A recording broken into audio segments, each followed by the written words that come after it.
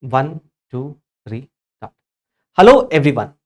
Before I start with the topic of digital lending, let me tell you a small story about Rajesh. Rajesh was a 22-year-old college going student. Rajesh wanted to buy a brand new iPhone. So he applied for credit card from multiple banks. We all know that to get a credit card, you need to have a source of income. You need to have a good credit history. Rajesh did not had a source of income nor a credit history. That is why his credit card application got rejected by multiple banks. But Rajesh was desperate to purchase a brand new iPhone. So Rajesh started searching in internet as to how he could purchase a iPhone without a credit card. So while searching on the internet, he stumbled upon a option which has now become quite famous in India. It is called as buy now, pay later. So when you look at this buy now, pay later option, you can actually purchase goods without any kind of down payment, and that to be at 0% rate of interest. So Rajesh exercised this particular option of buy now, pay later, and he ended up purchasing a brand new iPhone. Rajesh took a instant liking to buy now, pay later option, and he started using these options on multiple online platforms. For example, he used the BNPL option on food delivery platforms such as Swiggy and Zomato to order food. He used this particular option on Amazon as well as Flipkart to purchase different goods. He used this particular option on Make My Trip to book flight tickets. He even used this particular option on Book My Show to book movie tickets. After 4 to 5 months, Rajesh realized that he ended up spending almost around 4 to 5 lakhs. Because Rajesh did not had a source of income, he was unable to repay the loans that he had taken. And that is when his buying spree came crashing down. He started getting threatening calls and messages from the recovery agents. The recovery agents started resorting to unethical practices for the recovery of loans which Rajesh had taken. The recovery agents started scanning the social media platforms used by Rajesh, such as Facebook, Instagram, etc. The recovery agents established contacts with the friends of Rajesh, and they started convincing their friends to advise Rajesh to repay the debt. Unable to bear the humiliation, Rajesh ended up committing suicide. The story that I have told you is about a fictional character known as Rajesh. But you must understand this has become a story for a lot of youngsters in India, particularly the college going youngsters who do not have a source of income or a credit history. A lot of youngsters have fallen into this particular trap of buy now, pay later, and they have fallen into this debt trap. And some of these people have ended up committing suicide as well. In fact, this has become one of the biggest issue as identified by the Reserve Bank of India. Recently, RBI has highlighted that the extent of loans given through digital lending platforms has ballooned drastically in last 3 to 4 years. Apart from that, RBI has also identified that we have almost around more than 4,500 illegal lending apps which have been operating in India without the RBI's approval. So it is behind this particular backdrop we shall be discussing the topic of digital lending, wherein we shall be focusing on what exactly is BNPL, that is buy now, pay later, first loss default guarantee, as well as the concept of prepaid instruments. So let's look into these topics one by one. So as you can see, this is an article from the Hindu which actually highlights that a lot of loans which have been given through digital lending platforms, these loans have now started defaulting. That people who have taken these loans, they are unable to repay the loans, which is leading to people falling into debt trap, and it is also affecting the financial position of the lenders as well. Second, this is an article from Live Mint wherein it explains as to why someone like you needs to be cautious of lending, of borrowing loans through these digital lending apps. So let us discuss these topics one by one, starting with the topic of prepaid payment instruments. So let's understand what is prepaid payment instrument. So it is basically a instrument. This instrument is used to make payment. But to make payment by using this particular instrument, you first have to load money into these instruments. Because you have to load money into these instruments before you make payment, that is why we call them as prepaid payment instruments. Let me just give an example. Some of you might be using prepaid SIM. Why do we call it as prepaid SIM? It is because you first have to recharge your mobile. Once you recharge your mobile, then you can start making calls, right? In the same way, these are the instruments into which first you have to load money. Once you load money into these instruments, then you can start using these instruments to make payment. And as you can see, we have different types of prepaid instruments. Let's understand these types one by one, starting with the types of PPIs, that is the form of PPIs. In which form are they issued? Number one, you have voucher based prepaid payment instruments. What is voucher, by the way? Voucher means paper. These are paper based payment instruments. Example, if you visit Make My Trip website, on this Make My Trip website, you can actually buy gift vouchers. So these gift vouchers are essentially the flight tickets. They are essentially the hotel rooms. So you can buy these gift vouchers on Make My Trip, and then you can gift these vouchers to your beloved ones. So this is a kind of PPI, which is paper based. Second is online wallet. Most of you may have used online wallet such as Amazon Pay balance. So you load money into your Amazon Pay balance, and after loading money into your Amazon Pay balance, using this balance in your wallet, you can use it to purchase goods on the Amazon platform. So it is a wallet. The third type is card based. You know debit card. So when you actually swipe debit card, the amount gets debited from your bank account. But these prepaid payment instruments, which are in the form of card, what actually happens in this case is you first load money into these cards, and once you load money into these cards, you can use these cards to make payment. So essentially, these cards are like your debit cards, except the fact that in case of debit card, the amount gets debited from your account, whereas in case of PPI cards, the amount gets deducted from the preloaded money in this particular card. Examples of these PPI cards which you must have heard of is Slice, Unicard, One Card, and etc.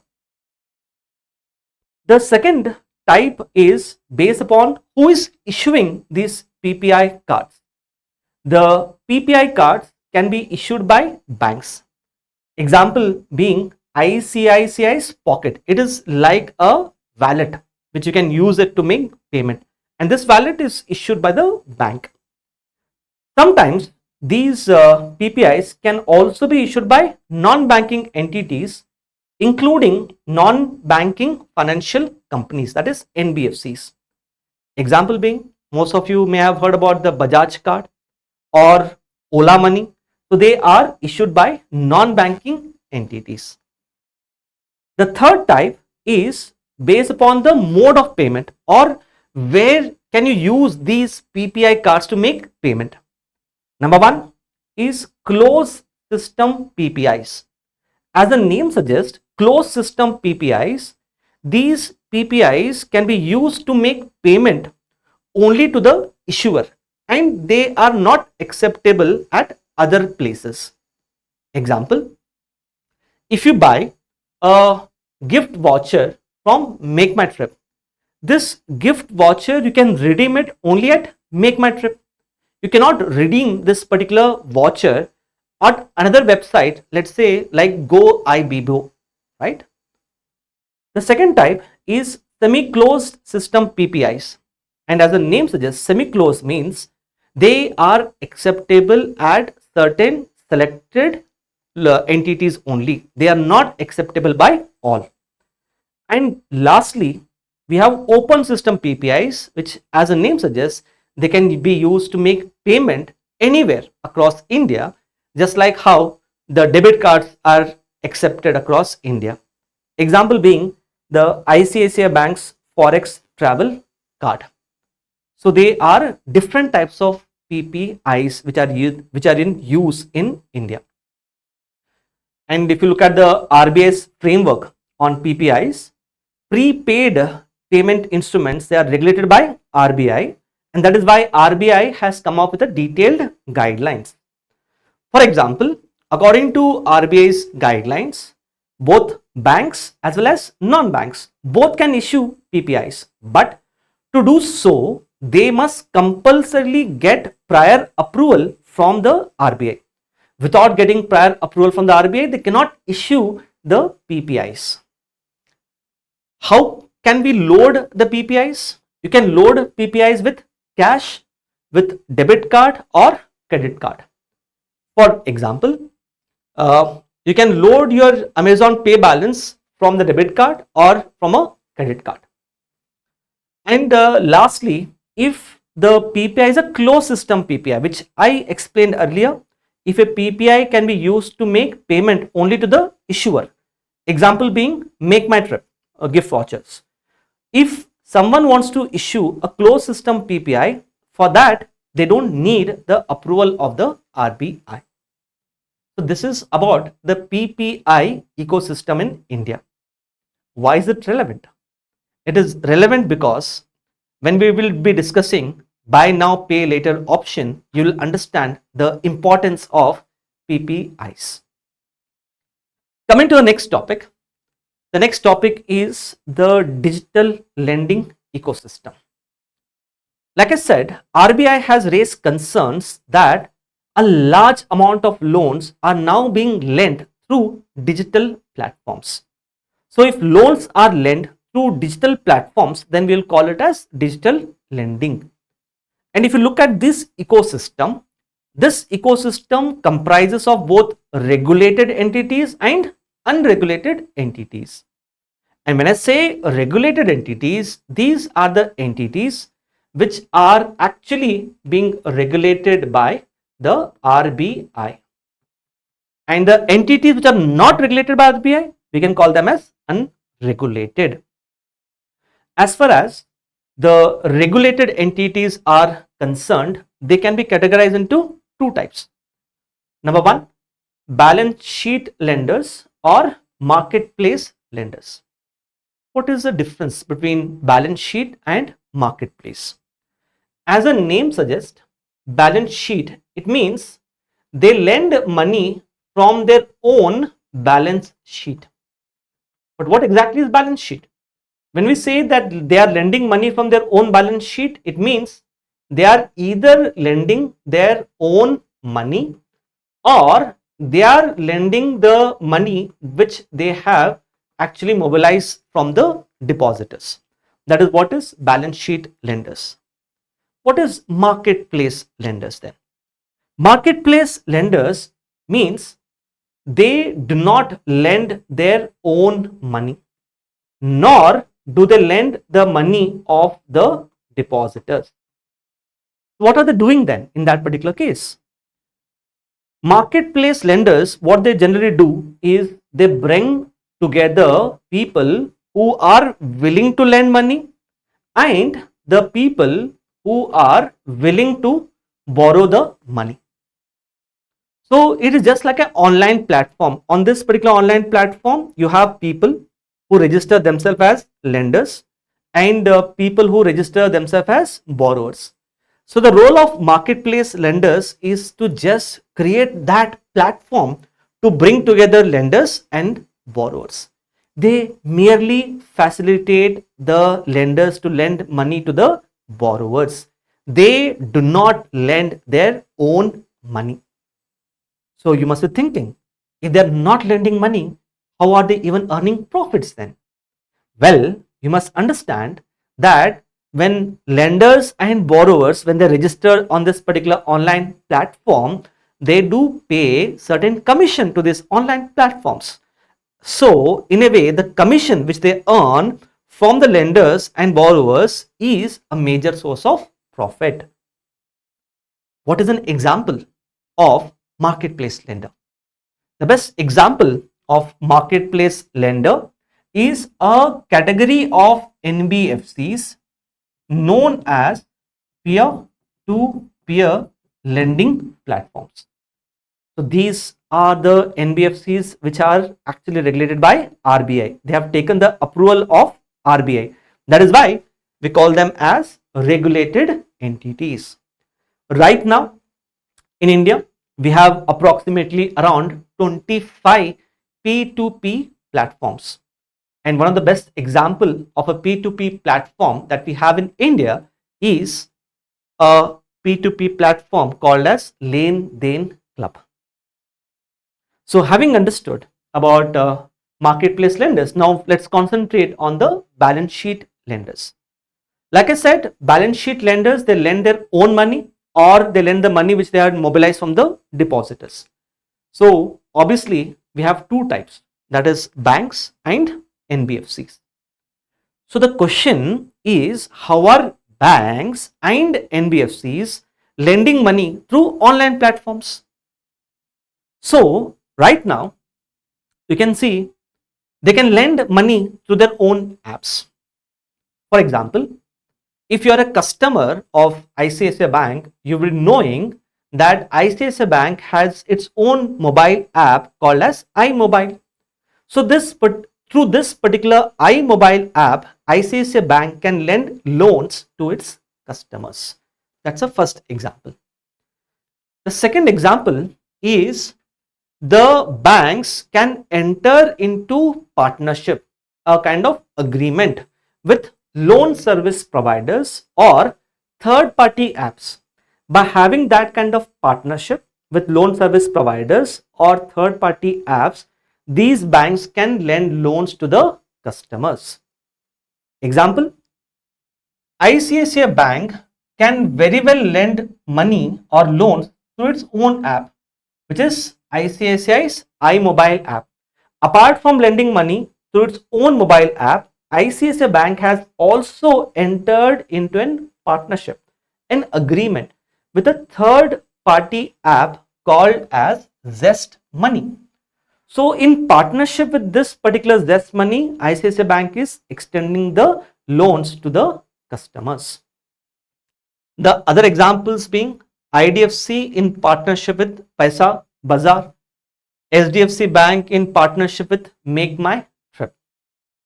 So you must be thinking, or you must be very curious to know what is the benefit for the customer to avail loans through these third party apps. What is the benefit of these third party apps?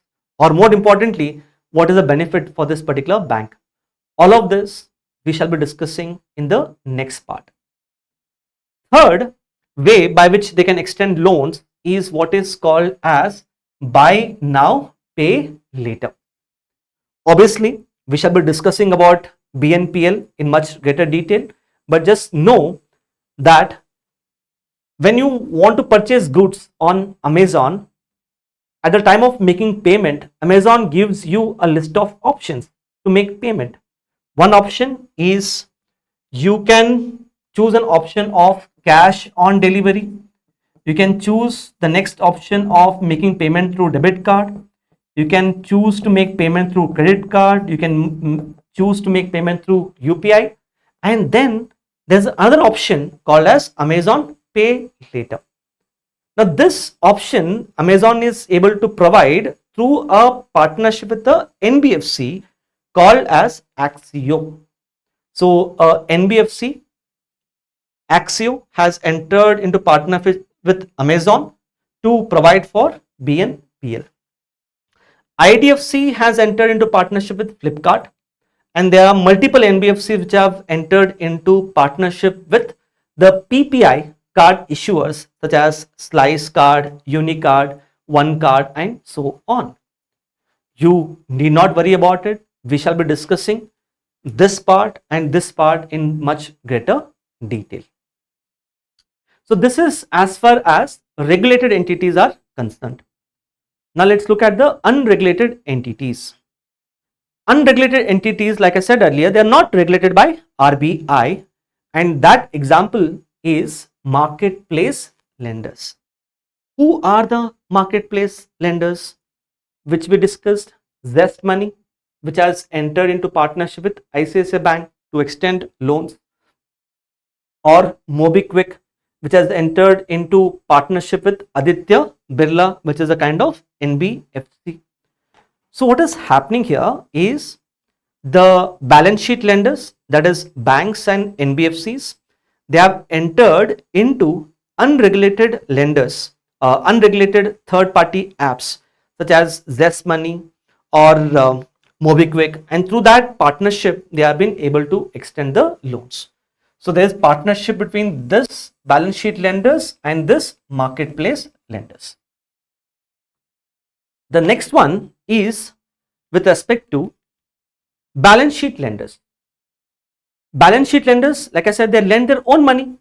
But in case of India, if any entity wants to lend money, such an entity must compulsorily get prior approval from RBI, which is obviously banks and NBFCs.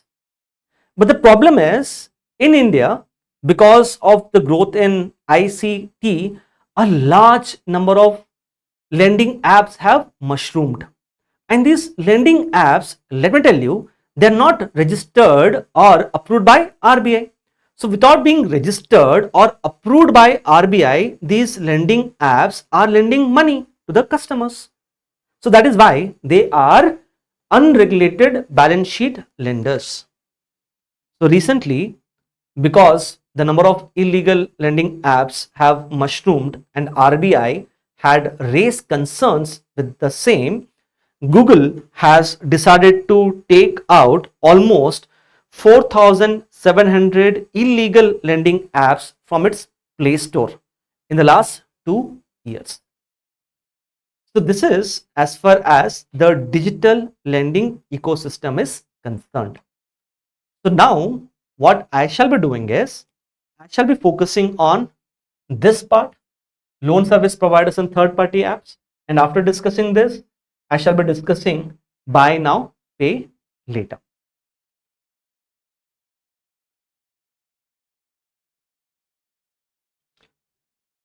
So here there is a concept. The concept is called as first loss default guarantee. So what exactly is first loss default guarantee? Let's understand. Now let's say there is a particular bank or a NBFC. This particular bank or NBFC can very well lend money through its own mobile app. The example which I gave you, ICICI Bank can lend money through its iMobile app. That is one option. Apart from this option, ICICI Bank has another option. Like I said, the option is by entering into partnership with a loan service provider or a third party app. So how does this system actually works? Let's understand. So here, let's say there is a customer, and let's say this particular customer is a youngster who is in mid 20s, and let's say this particular youngster as such has no source of income, and this youngster also does not have any kind of credit history. So obviously this youngster will find it difficult to get a credit card, right? So what happens in this particular case? This customer will approach a loan service provider. Now, for example, the loan service provider in this particular case could be Just Money. It is a third party app. It's a mobile app which you can download. So the customer will approach the Zest Money, and the customer will register himself on this particular platform, and he will register himself as a borrower. The loan service provider, in this case Zest Money, will forward the customer details to the bank along with how much loan is the customer expecting. Now the bank, based upon the customer details which is provided by the loan service provider, the bank will give loans to loan service provider, which is in this case Zest Money, and Zest Money will in turn forward that loans to the customer. So please have a look at the series of steps involved. First step, customer registers himself as a borrower. He notifies how much money he needs to borrow. Loan service provider Zest Money will forward the customer details. Bank approves the loan, and loan service provider then extends the loans to the customer. But there is a problem here. The problem in this particular case is bank in this case is extending loan to a youngster who does not has a source of income, who does not has a credit history. So obviously the risk of the bank extending loan to the customer is very high, because the customer might default on the loan repayment in future. So how do you reduce the risk? That is where the concept of first loss default guarantee comes into play. So what is this concept? Under this concept, the loan service provider or the third party app, in this case Zest Money, gives a guarantee to the bank that if the customer fails to repay the loans, then Zest Money will repay the loans to the bank on behalf of the customer. So look at the word, first loss default guarantee. If the bank incurs the loss because of default on the loans by the customer, loan service provider will guarantee the repayment. The loan service provider will repay the loans on behalf of the customer to the bank. So obviously now bank knows very well that if customer defaults on the loan repayment, then the bank will obviously get the money from whom? From the loan service provider. So automatically the risk involved in giving loans to a youngster who does not have a source of income, who does not have a credit history, this risk automatically gets reduced, and this in a way encourages the banks to give more loans to such youngsters. I hope this part is clear. So let's look at the stakeholders involved here and how each of the stakeholders is a winner in this particular situation. Starting with the customer. This customer, like our Rajesh, he does not have a source of income, he does not have a credit history, he does not have a credit card, yet this customer is able to avail loans, which is a good thing. So it is a win from the perspective of a customer. As far as the loan service provider is concerned, You must understand loan service provider will charge certain amount of commission from the customer also and from the bank also. And because it is charging commission from both the entities, it is earning profit, and that to be with less amount of risk. And as far as the bank is concerned, you must understand bank already is able to give loans through its own app. Now bank is getting a new platform, a new option to extend loan to the customer through the loan service provider. That's a benefit, first benefit for the bank. Second benefit for the bank is the risk of lending loans to such customers reduces because the loan service provider gives guarantee on repayment of loans. So it's a win-win-win situation. Customer wins because he gets easy access to loans. The loan service provider wins because they charge commission from both banks and customers. Bank wins because its risk reduces and it gets a new platform through which it can lend loans. But this FLDG, first loss default guarantee, has become very controversial in the recent times. Why is it controversial? RBI has observed that in certain cases, the loan service providers have been giving guarantee on repayment of loans of up to 100%. What does it mean? In this case, let's say bank has extended 1 lakh to the customer, to the loan service provider. So loan service provider have taken a guarantee that if the customer fails to repay 1 lakh, the entire 1 lakh rupees will be paid by the loan service provider to the bank. So RBI believes that the loan service providers are taking more amount of risk. And the problem in this case is, what if loan service providers do not have enough amount of money to pay to the banks if the customer defaults? Example, same case, customer takes 1 lakh loan, he defaults on the repayment of 1 lakh loan. The loan service provider should pay 1 lakh to the bank. What if loan service provider does not has 1 lakh to make payment to the bank? Don't you think it is going to adversely affect the financial position of the banks?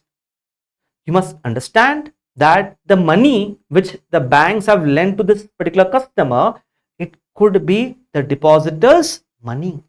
So whose money is lost? The depositor's money is lost. So RBI has raised concerns, especially where 100% guarantee has been given by the loan service providers. So what do you think is the solution to this problem then? The solution is quite simple. The solution in this particular case is we need to put a limit on how much guarantee the loan service providers can give to the banks in case the customer defaults. And according to RBI's guidelines, that guarantee now has to be limited to 5%. It cannot exceed 5%. Which means, in the example that I've taken, if the customer has taken 1 lakh loan and if he fails to repay 1 lakh loan, then the loan service provider has to make a payment of maximum up to rupees 5% of 1 lakh, which is 5,000 to the bank. It cannot give guarantee of more than 5%. So this is a new development which has taken place with respect to first loss default guarantee. So whatever I have explained to you, let me just show you the flow chart to give you more clarity on this. You can just see here, you have a loan service provider like Airtel Thanks app, Grow app, Flipkart, Make My Trip, Amazon, etc. They will enter into partnership with banks, and after entering into partnership with banks, they will connect the customers with the banks. They will provide the customer details to the banks, and not just customer details, they will also give guarantee of repayment of loans on behalf of the customer. Based upon this guarantee, banks will give loans to the customer through these apps, and then the apps will give loans to the customers. So this is the mechanism of FLDG. So as you can see, the definition of first loss default guarantee, it's a lending model between a loan service provider and a bank, in which loan service provider will guarantee to compensate up to a certain percentage of default in a loan portfolio. And we have discussed the problems. Right now there is no limit on guarantee of repayment. There is a higher risk on the banks, and in some cases what can also happen is, if the loan service providers are giving guarantee on repayment of loans by the customers to the banks, the loan service providers can charge higher interest rates. So interest burden on the customers might also increase. That is why according to RBI's guidelines, there is a cap limit on FLDG, and that limit is not more than 5% of the loan amount. This is the one guideline. Second, as you can see, FLDG arrangements by the banks can be done only with the loan service providers which are registered as companies or with other regulated entities. So if there is some entity which is operating as a loan service provider, such a entity should be compulsorily registered as a company, and it should be regulated by one of the regulators. That is the second thing. So this is about the first loss default guarantee. Now coming to the last and the most interesting topic, that is BNPL, buy now pay later. I am pretty sure most of you may have heard about BNPL options such as Amazon Pay Later, Flipkart Pay Later, or you must have heard about Unicard, Slice Card, One Card, etc. And some of you might be interested to know how exactly the BNPL works. So let's get into this particular discussion. So look at this word BNPL, buy now pay later. It simply means that if you want to purchase certain goods or services, you can purchase these goods and services now itself, and the payment for these goods and services you can make it at a later time. So that is what is called as BNPL. So it is a lot similar to credit card. Now let's say you have for example, if you have a credit card, you swipe your credit card and then you purchase goods or services, then you pay the credit card bill later. So it is almost similar to credit card, but let me tell you, it is not a credit card. It is different. In what way it is different? Let's understand. Now, this BNPL option, you can avail it through various websites, or you can avail it through different cards like Slice Card, One Card, Unicard, etc.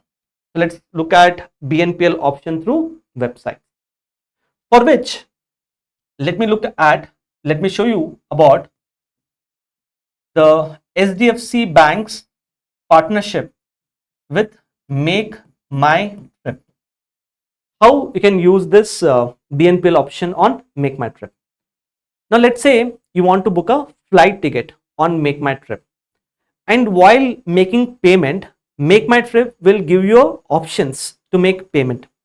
The options could be to make payment through debit card, make payment through credit card, make payment through UPI, or it can give you an option of BNPL. So question is, what happens when you choose this particular option, buy now pay later. So in this particular case, what actually happens is, here is, let's say there's a customer. This customer is booking the flight ticket on Make My Trip, and this customer avails the option of buy now, pay later. In that particular case, what actually happens is HDFC Bank will transfer money to Make My Trip. Using this money, Make My Trip will book flight ticket in the name of this particular customer.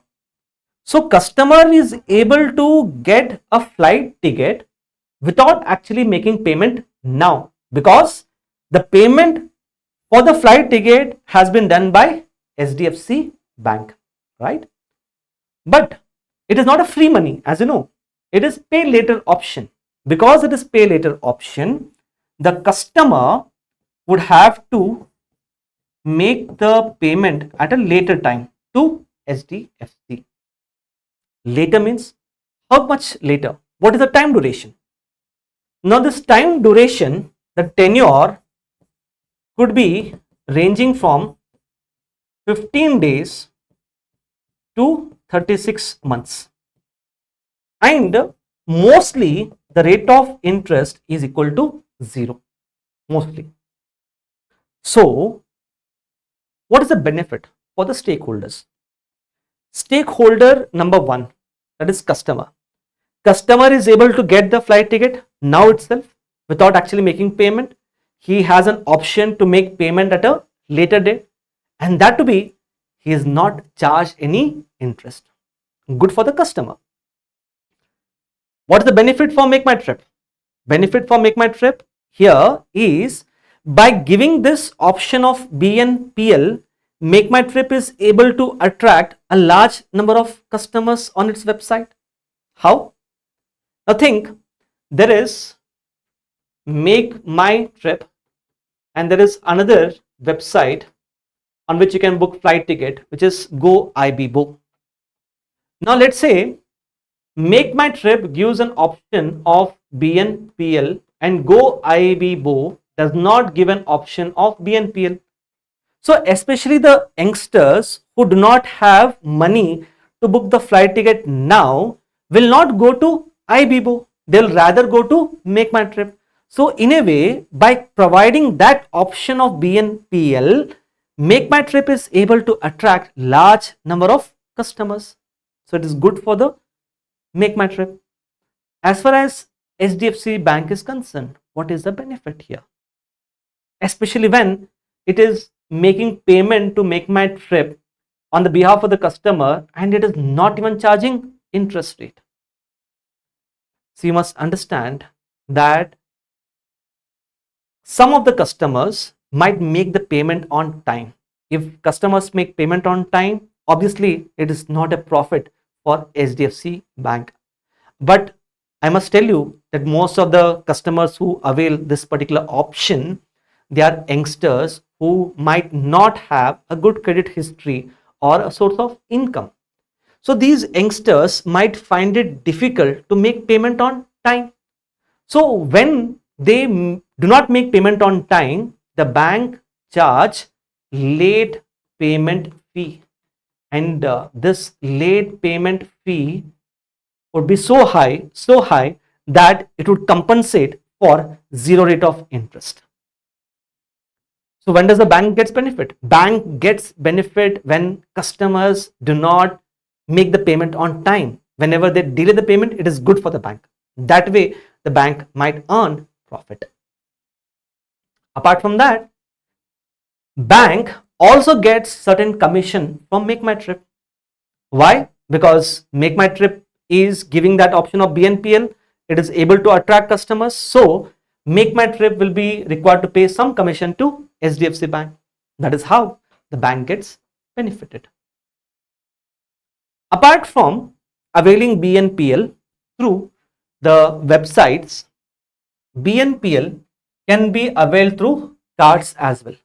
How does this work? Let me tell you.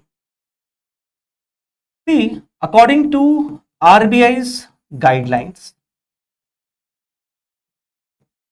NBFCs in India, non-banking financial companies, they cannot issue credit card without the RBI's approval. So they must compulsory take RBI's approval to issue credit card. And very few, let me tell you, very few NBFCs have been given the approval by the RBI to issue credit card. One among them is SBI cards.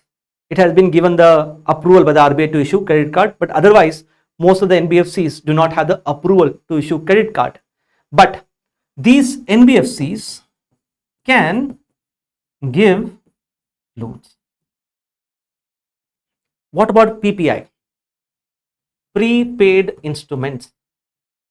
PPI cards such as Slice card, One card, Unicard, etc. Now, these entities cannot give loans, but they can issue prepaid cards. They cannot give loans, but they can only issue prepaid cards. And these prepaid cards, like I said, you need to load them with from debit card. You can load them with credit card, or you can load them with cards. I hope this part is clear. Now, what is happening in this case of BNPL, especially NBFCs and PPI cards? Here, like I said, NBFCs, they cannot issue card, but they can give loans. But PPI issuers cannot give loans, but what they can do, they can issue card. So, can you see the weakness of NBFC is the strength of PPI. The weakness of PPI is a strength of NBFC. How? NBFCs cannot issue card, but PPIs can issue card. PPI cannot give loans, but NBFCs can give loans. So what is happening is they are able to beat the system, the RBI's guidelines. In what way? NBFC and PPI, they are coming together. They are forging a partnership where PPI issues a card and NBFC issues a loan. But how can you avail this particular loan then? Well, this particular loan is loaded into the card. So please concentrate here. PPIs can be loaded with debit card. They can be loaded with credit card, right? And they can be loaded with cash. Now what is happening is they are loading the PPI with a loan. So NBFC is sanctioning loan, and that loan is loaded into the PPI card, and then the customers can make payment. So can you see here, ideally it is prepaid instrument. It is no longer a prepaid instrument now, because now PPI has actually become a postpaid payment instrument, because you first make payment using this particular card, and once you make payment using the card, and then you pay the loan amount at a later date. So this is how NBFCs and PPIs have come together, and they are able to beat the RBI's guidelines.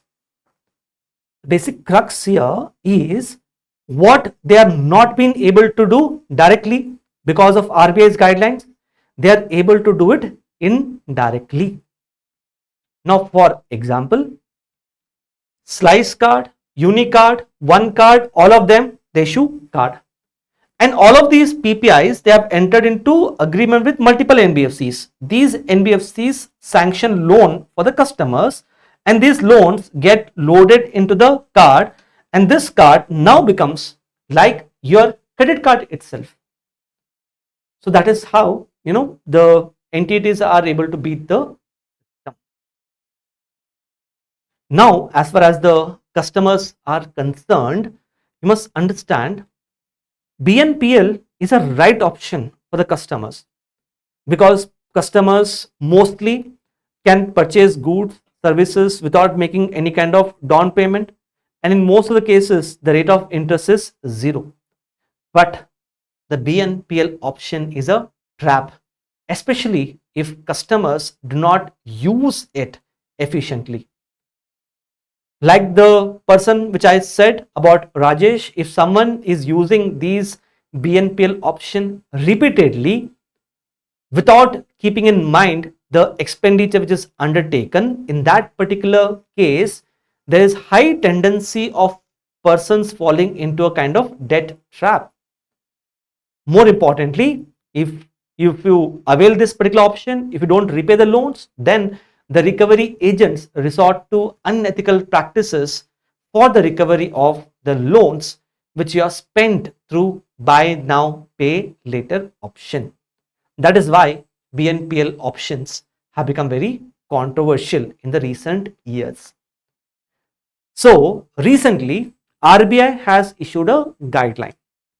According to RBI's guidelines, the prepaid cards cannot be loaded with the loan. Prepaid cards can be loaded only with debit card, credit card, or cash, and they cannot be loaded with loan. In a way, now it becomes more difficult for PPI card issuers such as Slice, One, and Unicard to enter into agreement with NBFCs and issue cards. Henceforth, they cannot issue postpaid cards. They have to issue only the prepaid cards. And I would say that this is one of the best steps which the RBI has taken in the recent days to curtail the digital lending.